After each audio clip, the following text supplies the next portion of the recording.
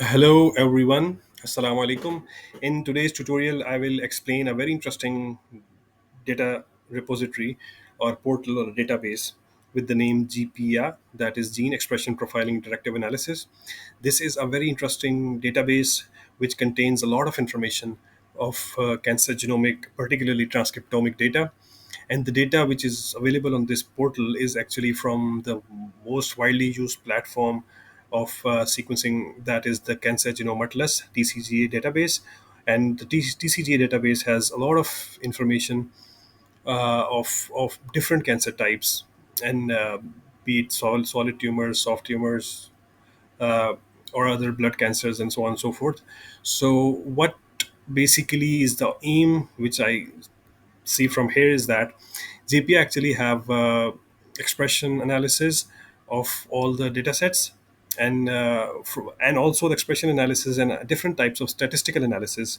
As you can see, different snapshots which are actually moving here. Like for example, it also gives you a lot of information about the different gene expression, different principal component analysis, volcano scatter plots, survival analysis, clinical association analysis, and so on and so forth.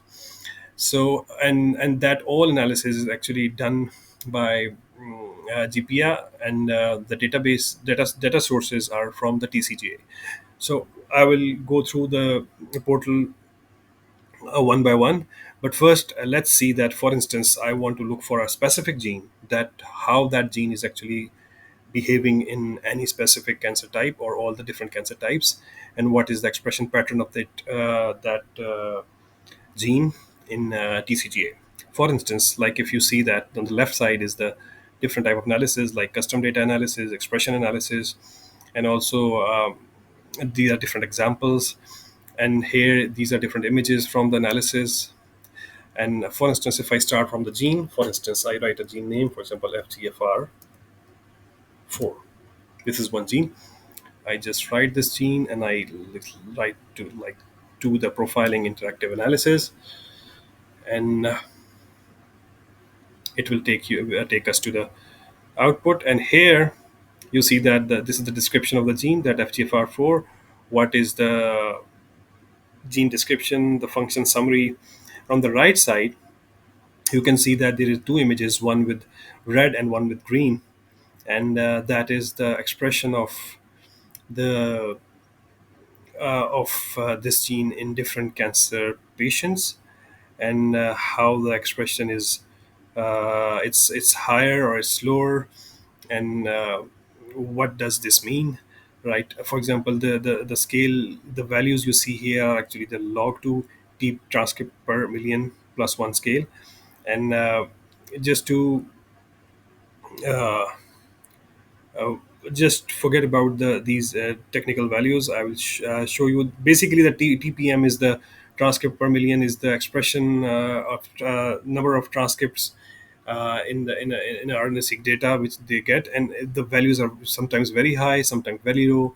So we usually take the log to try to normalize the values so that we can see a normalized pattern of genes, whether they are upregulated or downregulated. And here, if you see, this is another scatter plot, and again, these are transcript per million, and in different data types. For example, this ACC, PLCA, these are actually the nomenclature or the abbreviations of different cancers. For example, for example, if I just say that this is COAD, that is colorectal adenocarcinoma, uh, COL cholangiocarcinoma, OVs for ovarian cancer, um, and so on and so forth. There are different names, like BRCA is for breast cancer, BLCA is for bladder cancer, and then this one is black and one is red and one is green. So you can see that if the expression is higher in normal samples, then it is green, and if the expression is higher in tumor samples, then it is red.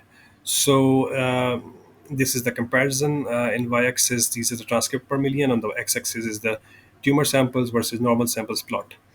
So that's one way of representing the plot. There is another way of representing it. This is more simplified, and this is a histogram plot. And you can see again here tumor is red and normal is black. So you can see that there is it ACCA or ACC or BLCA, or you can say that cholangiocarcinoma is simpler, clear. So I'm telling you that. So there's a higher expression of tumor in tumor compared to normals. So usually it should be uh, black. So and so on and so forth. So basically, this is the distribution of gene expression of that FGFR4 in all cancer types. A comparison with it between it, and also if you go down, you can see that there is which of the transcripts are supports these findings. And on the last, this one is gene symbol, this is gene ID, and this is PCC. This is actually the Pearson correlation coefficient, and with the other genes. For example, there is which is R value, that is the Pearson correlation. So FGFR4 has a very strong correlation value of 0.55 with HNF1A, and so on and so forth, the rest of the other genes. So basically, this is the overall summary of FGFR4 in different cancer types, and how they are distributed in different cancers, and how they actually are correlated with other genes. And we can also download this data. For example, if you just click it, it will download the expression values of these genes with the FGFR4. So, and if you want to go to the further detail of this gene, for example, gene card is another gene which gives you the description of the FGFR2. NCBI is the most famous bioinformatics resource browser. Ensemble is with the reference genome browser. EBI, European Bioinformatics Institute, and this is OMIM for the disease relationship, Cosmic for cancer mutations, somatic mutations, drug bank, and CBio portal for other resources. So that's how you can if you want to visualize the distribution of gene on GPIA, you can go and you can just type in the name, and you can just start with the analysis, and then you can find the how that gene is distributed. So basically, how it will help you in your research. For instance, this clearly shows that there is a different pattern of FGFR in different cancer types. So you can actually select the cancers which are differentially behaving in FGFR4. For instance, you see that here in cholangiocarcinoma, it has a very high expression in tumor. In colorectal adenocarcinoma, it has a high expression. In other LIHC liver carcinoma, it has a high expression. But on the other way, if you look at the lung adenocarcinoma, LUAD is actually lung adenocarcinoma. It has a very high expression in normals, and lung squamous cell carcinoma is a very high expression in normals, and I think this is renal, so it has high expression in tumor. So you can divide the tissue specific expression of FGFR4. You can download this information, and you can further assess the that why there's a difference, and what actually is impacting the expression of FGFR4 in these cancers.